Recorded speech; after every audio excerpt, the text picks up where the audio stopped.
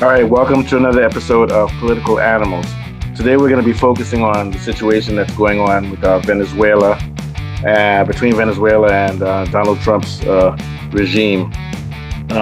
Maduro is the leader of Venezuela, and for a long time, I think it was even the Trump regime that did this, or maybe Obama's regime. For a long time, they've been trying to get rid of Maduro. They tried to kill him back in the day, tried to have uprisings which would lead against it. But we know that the spirit of revolution in Venezuela is very strong, and it's going to be very difficult to supplant this guy. He's a socialist leader, and any problems that's going on in Venezuela right now is due to American and Western sanctions on them, which has led to crime and things like that. Donald Trump has been having his boys bomb Venezuelan ships, saying that he's justified in doing so because it's a war on terror, because of the cocaine and the drugs that are being pushed out of Venezuela, which, if you look at the market value of it, is very low. But he's saying that because of that, they're a terrorist nation, and because there are links between these drug cartels and the government, that he has the right to attack all these ships. Uh, Now he says all the ships are bombed and there's nothing left to destroy on land. So it's now just time to come on land. There's nothing left offshore to destroy. It's time to come on land and use drones to kill cartel leaders and things. No doubt, if he wants to start coming on land and sending American troops or giving money to counter government organizations and paramilitary groups within Venezuela, no doubt what he's really trying to do is decapitate the country by getting rid of the leader Maduro. Uh, this is happening all over the Caribbean and all over the world. The U.S.'s involvement in other countries causing problems. They're causing a they're funding a war in Ukraine with Ukraine and Russia. They're now sending drones to try to kill gangsters in Haiti.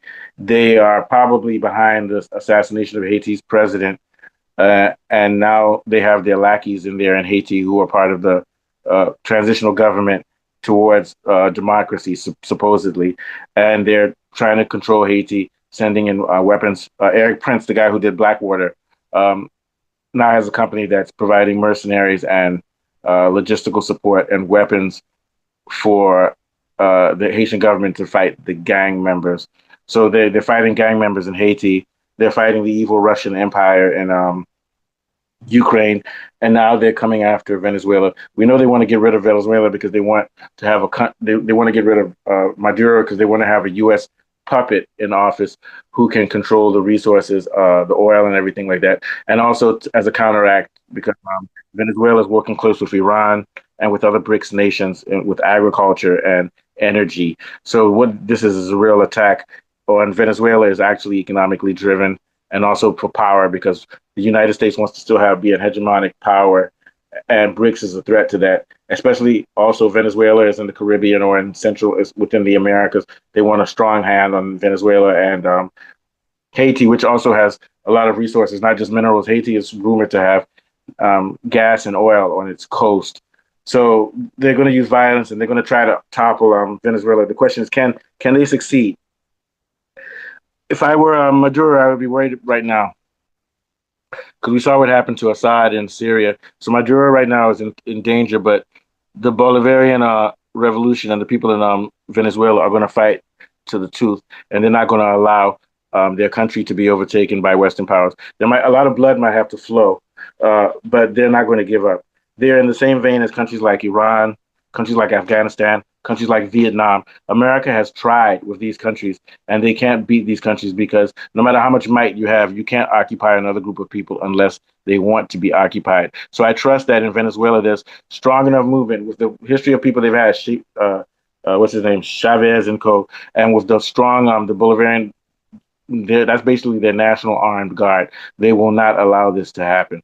The only thing that would happen at the best for America is that there would be a lot of chaos in the country. The country might stop functioning very well for some time, and there'll be a bloody civil war. But that country is going to continue being a socialist country. The United States is spreading itself too thin. We're spending too much money helping Israel sustain the state of Israel and sustain its aggression towards Middle Eastern countries, Iran, Lebanon, the Houthi.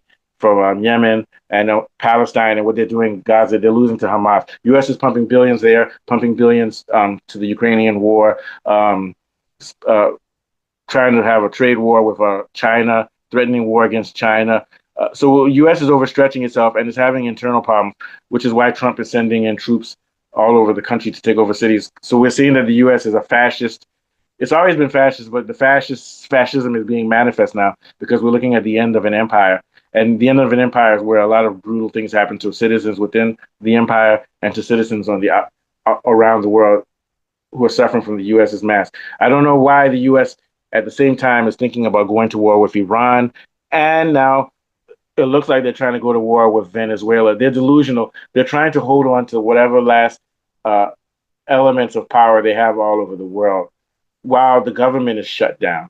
So this is good news for the people in Venezuela, good news for the people in Haiti, good news for Russia as they fight Ukraine, good news for anybody who doesn't like the West. Uh, the bank coffers will be ending soon, and they will not be able to sustain their attack on the peoples of the earth, including Venezuela. Thank you for watching our show. Like, share, and subscribe.